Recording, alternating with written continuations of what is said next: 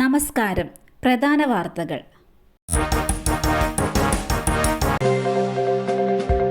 വോട്ടെണ്ണലിനിടെ പ്രതിഷേധം. Academic council വോട്ടെണ്ണൽ നിർത്തിവെച്ചു. SFI പ്രതിഷേധത്തെ തുടർന്ന് കാലിക്കറ്റ് സർവകലാശാല അക്കാദമിക് കൗൺസിൽ വോട്ടെണ്ണൽ നിർത്തിവെച്ചു. MSF സ്ഥാനാർത്ഥി 16 വോട്ടിന് വിജയിച്ചതിന് പിന്നാലെയാണ് SFI പ്രതിഷേധം തുടങ്ങിയത്. SFIയുടെ ആവശ്യത്തെ തുടർന്ന് റീകൗണ്ടിംഗ് തുടങ്ങിയതിനു ശേഷം MSF SFI പ്രവർത്തകർ തമ്മിൽ വാക്കുതർക്കമുണ്ടാവുകയായിരുന്നു.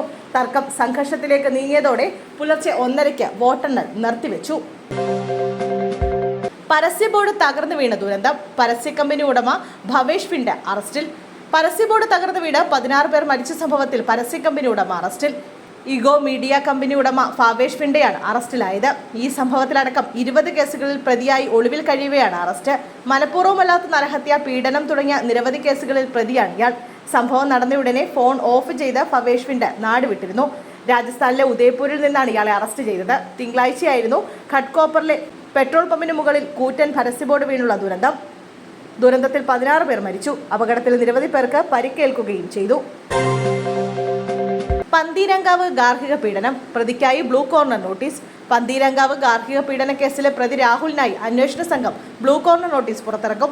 രാഹുൽ വിദേശത്തേക്ക് കടക്കാനുള്ള സാധ്യത കണക്കിലെടുത്താണ് നോട്ടീസ് പുറത്തിറക്കിയിരിക്കുന്നത്. രാഹുൽ വിദേശത്ത് പോയിട്ടില്ല എന്നാണ് ബന്ധുക്കൾ പറയുന്നത്. രാഹുലിന്റെ മൊബൈൽ സിഗ്നൽ കർണാടകത്തിൽ നിന്ന് കിട്ടിയിരുന്നു.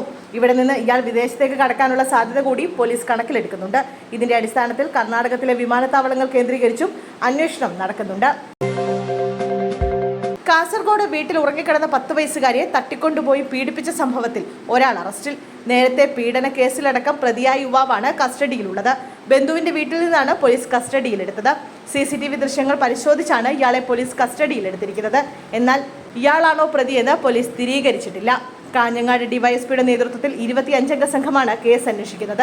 പെൺകുട്ടിയുടെ കമ്മൽ കവർന്ന് രക്ഷപ്പെട്ട പ്രതിക്കായി അന്വേഷണം ഊർജിതമാക്കിയിരുന്നു. മലയാളം സംസാരിക്കുന്ന മെലിഞ്ഞ ശരീരപ്രകൃതിയുള്ള ആളാണ് പ്രതിയെന്നാണ് കുട്ടിയുടെ മൊഴി. ഇതിന്റെ അടിസ്ഥാനത്തിലാണ് അന്വേഷണം നടക്കുന്നത്.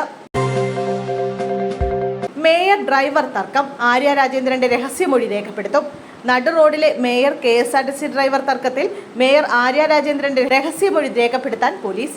ഡ്രൈവർ യദുവിനെതിരായ ലൈംഗിക അധിക്ഷേപ കേസിലാണ് മൊഴി രേഖപ്പെടുത്തുന്നത്. തിരുവനന്തപുരം ചീഫ് ജുഡീഷ്യൽ മജിസ്ട്രേറ്റ് കോടതിയിൽ പോലീസ് അപേക്ഷ നൽകി.